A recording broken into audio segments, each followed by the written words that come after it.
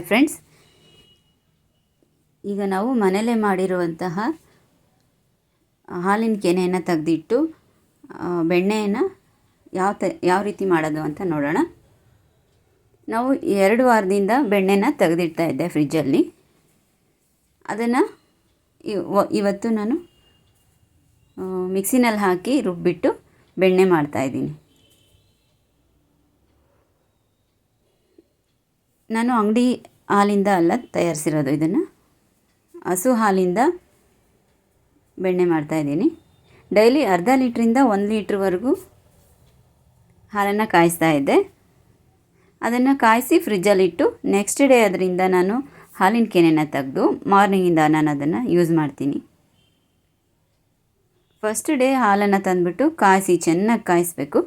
ಕಾಯಿಸಿ ಅದನ್ನು overnight ಫ್ರಿಜ್ಜಲ್ಲಿಟ್ಟು ನೆಕ್ಸ್ಟ್ ಡೇ ಮಾರ್ನಿಂಗು ಏನು ಮಾಡ್ತೀರಾ ಅಂದರೆ ಹಾಲಿನ ಕೆನೆ ದಪ್ಪಕ್ಕೆ ಕಟ್ಟಿರುತ್ತೆ, ಅದನ್ನು ತೆಗೆದುಬಿಟ್ಟು ನೀವು ಹಾಲನ್ನು ಯೂಸ್ ಮಾಡ್ಕೋಬೋದು. ಈ ರೀತಿ ನಾವು ಮಾಡ್ತಾ 1 ವೀಕು ಅಥವಾ 2 ವೀಕು ಈ ಥರ ಹಾಲಿನ ಕೆನೆನ ತೆಗೆದಿಟ್ರೆ ತುಂಬ ಚೆನ್ನಾಗಿ ನಾವು ಬೆಣ್ಣೆನ ಮಾಡ್ಕೋಬೋದು ಮನೇಲಿ. ಈ ರೀತಿ ಬೆಣ್ಣೆ ಮಾಡೋದ್ರಿಂದ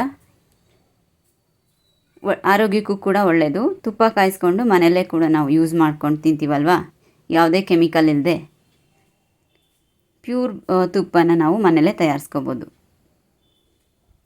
ನೋಡಿ ಎಷ್ಟು ಚೆನ್ನಾಗಿ ಬರ್ತಾಯಿದೆ ಅಂತ ಬೆಣ್ಣೆ. ಇದನ್ನು ನಾವು ರುಬ್ತೀವಲ್ವ, ಸ್ವಲ್ಪ ನೀರು ಹಾಕ್ಬಿಟ್ಟು ಕೋಲ್ಡ್ ವಾಟರಲ್ಲಿ ನಾವು ರುಬ್ಕೋಬೇಕು. ಇದನ್ನು ಕೋಲ್ಡ್ ವಾಟರಲ್ಲಿ ರುಬ್ಬಿದ್ರೆ ಮಾತ್ರ ನಮಗೆ ಚೆನ್ನಾಗಿ ಬೆಣ್ಣೆ ಬರುತ್ತೆ. ಈ ರೀತಿ 2 ಬಾಕ್ಸಲ್ಲಿ ನಾನು ಎತ್ತಿಟ್ಟಿದ್ದೆ ಹಾಲಿನ ಕೆನೆನ. 1 ಬಾಕ್ಸಿಂದ ಆಯಿತು. ಈಗ ನೆಕ್ಸ್ಟ್ ಬೇರೆ ಬಾಕ್ಸಿಂದ ನಾನು ಹಾಲಿನ ಕೆನೆ ತೊಗೊಳ್ತಾ ಇದ್ದೀನಿ. ಅದಕ್ಕೆ ಹೆಪ್ಪು ಹಾಕಿದ್ರೂ ಕೂಡ ಗಟ್ಟಿ ಆಗುತ್ತೆ, ಹೆಪ್ಪು ಹಾಕಲಿಲ್ಲ ಅಂದರೂ ಕೂಡ ಅದು ಹಾಲಿನ ಕೆನೆ ಗಟ್ಟಿ ಆಗುತ್ತೆ. ಹೆಪ್ಪು ಹಾಕಿದ್ರೇ ಒಳ್ಳೆಯದು ಅಂತ ಹೇಳ್ಬೋದು. ನೋಡಿ, ಈ ರೀತಿ ನಾನು ಫ್ರಿಜ್ಜಲ್ಲಿ ಕೋಲ್ಡ್ ವಾಟರನ್ನು ತಗೊಂಡು ಮಿಕ್ಸ್ ಮಾಡಿ ಸ್ವಲ್ಪ ನೀರು ಹಾಕಿ ರುಬ್ತಾ ಇದ್ದೀನಿ. ಚೆನ್ನಾಗಿ ರುಬ್ಬಬೇಕು. ಒಂದೇ ಸಲಕ್ಕೆ ಅದು ಬೆಣ್ಣೆ ಬರಲ್ಲ, ಭಾಳ ಸಲ ರುಬ್ಬಬೇಕು. ರುಬ್ಬಿ ಆದಮೇಲೆ ಈ ಥರ ಬೆಣ್ಣೆ ತೆಗಿಬೇಕು. ನೋಡಿ ಎಷ್ಟು ಚೆನ್ನಾಗಿ ಹಳದಿಯಾಗಿ ಬಂದಿದೆ ಬೆಣ್ಣೆ ಅಂತ. ತುಪ್ಪನೂ ಕೂಡ ತುಂಬ ಚೆನ್ನಾಗಿ ಬರುತ್ತೆ, ತುಂಬ ಟೇಸ್ಟಿ ಇರುತ್ತೆ ತುಪ್ಪ ಮನೆಯಲ್ಲೇ ಮಾಡಿದ್ದು. ತುಪ್ಪ ಕಾಯಿಸೋದು ಕೂಡ ನಾನು ವಿಡಿಯೋ ಮಾಡಿ ಹಾಕ್ತೀನಿ. ಈ ತುಪ್ಪ ಕಾಯಿಸ್ತಾ ಇದ್ದರೆ ಮನೆ ತುಂಬ ಘಮ ಘಮ ಅಂತ ಸ್ಮೆಲ್ ಬರುತ್ತೆ. ಅದಕ್ಕೆ ವೀಳ್ಯದೆಲೆ ಹಾಕಿಬಿಟ್ರೆ ಅಂತೂ ಇನ್ನೂ ತುಂಬ ಚೆನ್ನಾಗಿ ಟೇಸ್ಟ್ ಕೊಡುತ್ತೆ. ತುಂಬ ದಿನ ಬಾಳಿಕೆನೂ ಬರುತ್ತೆ ತುಪ್ಪ ವೀಳ್ಯದೆಲೆ ಹಾಕೋದ್ರಿಂದ. ಅದನ್ನು ಕೂಡ ವಿಡಿಯೋ ಮಾಡಿ ಹಾಕ್ತೀನಿ. ನೋಡಿ ಹೇಗೆ ಬಂದಿದೆ ಬೆಣ್ಣೆ ಅಂತ. ಬರೀ 2 ವಾರದಿಂದ ತೆಗೆದಿಟ್ಟಿರುವಂಥ ಹಾಲಿನ ಕೆನೆಯಿಂದ ನಾನು ಬೆಣ್ಣೆ ಮಾಡಿದ್ದೀನಿ ಇವತ್ತು. ಈ ರೀತಿ ಇನ್ನು ಉಳಿದಿರುವಂಥ ಹಾಲಿನ ಕೆನೆಯನ್ನು ಕೂಡ ಹಾಕ್ಕೊಂಡು ರುಬ್ಕೊತಾ ಇದ್ದೀನಿ. ಎಲ್ಲ ರುಬ್ಕೊಂಡಿದ್ದಾದಮೇಲೆ ಅದನ್ನು ತೆಗೆದಿಟ್ಬಿಟ್ಟು ನೆಕ್ಸ್ಟ್ ಡೇ ತುಪ್ಪ ಕಾಯಿಸ್ಬೇಕು. ಫ್ರಿಜ್ಜಲ್ಲಿ ಇಟ್ಬಿಟ್ಟು ನೆಕ್ಸ್ಟ್ ಡೇ ನಾವು ತುಪ್ಪನ ಕಾಯಿಸ್ಕೋಬೋದು, ಇಲ್ಲ ಅವತ್ತೇ ಬೇಕಿದ್ರೂ ನಾವು ಕಾಯಿಸ್ಕೋಬೋದು.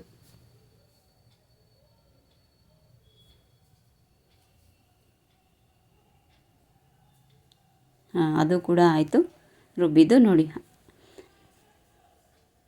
ಆ ಬಾಕ್ಸಿಂದನೂ ಕೂಡ ಎಷ್ಟೊಂದು ಬೆಣ್ಣೆ ಬಂತು.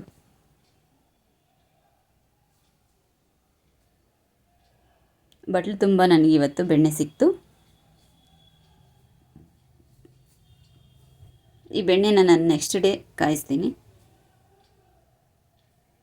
ಅದರಲ್ಲಿರುವಂತಹ ನೀರನ್ನೆಲ್ಲ ಬಗ್ಗಿಸ್ಕೊಂಡು ಕೋಲ್ಡ್ ವಾಟರ್ ಹಾಕಿದ್ನಲ್ವ, ತುಂಬಿತ್ತು ಬೆಣ್ಣೆ ಹಾಕಿದ್ರಿಂದ ಬೇರೆ ಕಡೆ ಬಗ್ಗಿಸಿ, ಅದು ಮಜ್ಜಿಗೆ ಆಗಿರುತ್ತೆ. ನಾವು ಅದನ್ನು ಅನ್ನದ ಜೊತೆ ಊಟ ಮಾಡ್ಬೋದು, ಅಥವಾ ಮಜ್ಜಿಗೆ ಹುಳಿ ಕೂಡ ಮಾಡ್ಕೊಂಡು ತಿನ್ಬೋದು.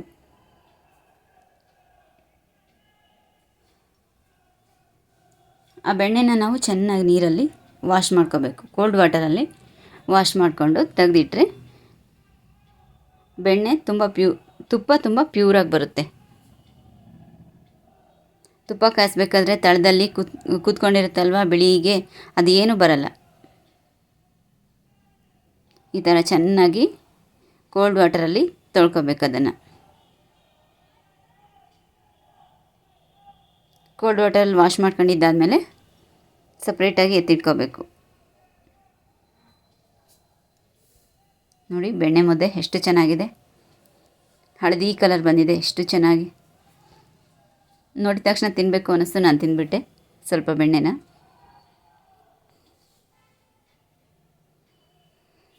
ಆ ಪಾತ್ರೆಯಲ್ಲಿ ಎತ್ತಿಟ್ಕೊಂಡಿದ್ದೆ.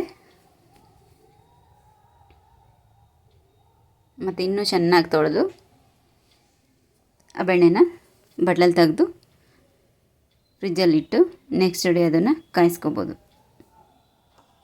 ಅಥವಾ ಹಾಗೆ ಕೂಡ ಪಾತ್ರೆ ಚೆನ್ನಾಗಿ ತೊಳೆದು ಅದೇ ಪಾತ್ರೆಯಲ್ಲೇ ಕೂಡ ನಾವು ತುಪ್ಪ ಕಾಯಿಸ್ಬೋದು. ಹೇಗಿದೆ ಫ್ರೆಂಡ್ಸ್?